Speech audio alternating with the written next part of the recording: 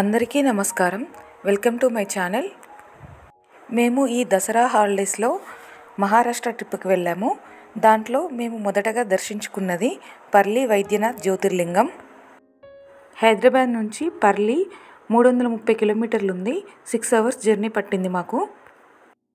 మేము ఆఫ్టర్నూన్ 3కి స్టార్ట్ అయితే రీచ్ అయ్యేసరికి నైట్ 9:30 అయ్యింది. ఈ జ్యోతిర్లింగం మహారాష్ట్రలోని బీడ్ జిల్లాలో పరళి అనే ఒక చిన్న విలేజ్లో ఉంది. కర్ణాటక బార్డర్ దగ్గర ఇలా సెల్ఫీలు తీసుకొని కాసేపు రెస్ట్ తీసుకొని మేము మా ప్రయాణాన్ని సాగించాము. నైట్ మేము హోటల్ భక్త నివాస్లో స్టే చేసాము. ఏసీ రూమ్ తీసుకున్నాము. మాకు 1500 పడింది. నెక్స్ట్ డే మార్నింగ్ మేము దర్శనానికి వెళ్ళాము. ఇది పర్లి వైద్యనాథ్ టెంపుల్ ఎంట్రన్స్. ఇక్కడ బయట పూజా సామాగ్రి తీసుకోవచ్చు. లోపల కూడా అవైలబుల్గా ఉంటుంది. మేము ఇక్కడ బిల్వపత్రాలు పూలు తీసుకొని వెళ్ళాము. ఇక్కడ కనిపిస్తున్న SBI ATM పక్కనే లగేజ్ కౌంటర్ ఉంటుంది. అక్కడ మనం తీసుకెళ్ళిన లగేజ్ని పెట్టుకోవచ్చు. మహాశివుని 12 జ్యోతిర్లింగాలలో వైద్యనాథ్ జ్యోతిర్లింగం ఒకటి. ఇప్పుడు మనం ఈ ఆలయం యొక్క స్థల పురాణం తెలుసుకుందాం. దేవతలు దానవులు సముద్ర మథనం చేసిన సమయంలో అమృతం మరియు ధన్వంతరి బయటకు వచ్చినప్పుడు అమృతం ధన్వంతరిని రాక్షసులకు దక్కకుండా శ్రీ మహావిష్ణువు ఒక శివలింగంలో దాచిపెట్టాడు. ఆ తర్వాత దేవతలకు ఇవ్వడం జరిగింది. అలా అమృతం ధన్వంతరిని దాచి ఉంచిన శివలింగం ఉన్న ప్రదేశం ఇది. ఈ శివలింగం యొక్క అసలు పేరు అమృతేశ్వరలింగం.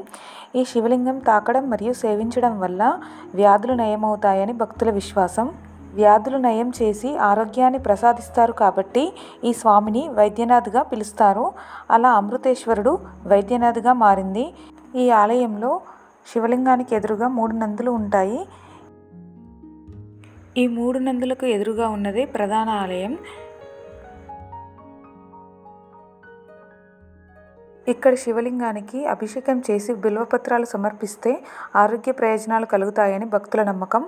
ఇదంతా ప్రధాన ఆలయం యొక్క లోపల సైడ్ వ్యూ అండి.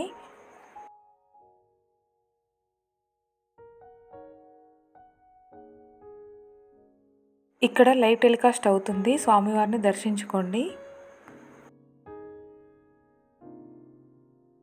మనం స్వామివారిని దర్శించుకొని ఇలా బయటకు వచ్చాక పక్కనే ఒక మూలన అమ్మవారి ఆలయం ఉంటుంది. దర్శించుకోండి. ఇది ప్రధాన ఆలయం యొక్క అవుట్ సైడ్ వ్యూ. ఈ ఆలయం చుట్టూ చిన్న చిన్న ఉపాలయాలు కూడా ఉన్నాయి. బ్రహ్మసూత్రక లింగాలు ఉన్న చిన్న చిన్న ఆలయాలు కూడా ఉన్నాయి. కృష్ణేశ్వర్, త్రయంబకేశ్వర్ ఉపాలయాలు కూడా ఉన్నాయి.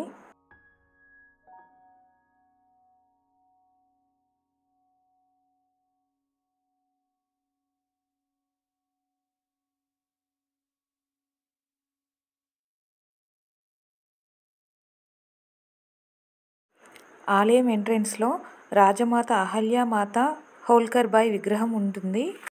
ఔరంగజేబు కాలంలో ఈ ఆలయం ధ్వంసం చేయబడిందంట.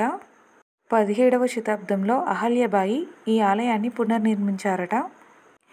దర్శనమయ్యాక మేము టిఫిన్ తినేసి అక్కడి నుండి next Ellora caves and Krishneshwar జ్యోతిర్లింగం వెళ్ళాము. ఆ వివరాలు నెక్స్ట్ వీడియోలో చూద్దాం. Thanks for watching. Please like, share and subscribe.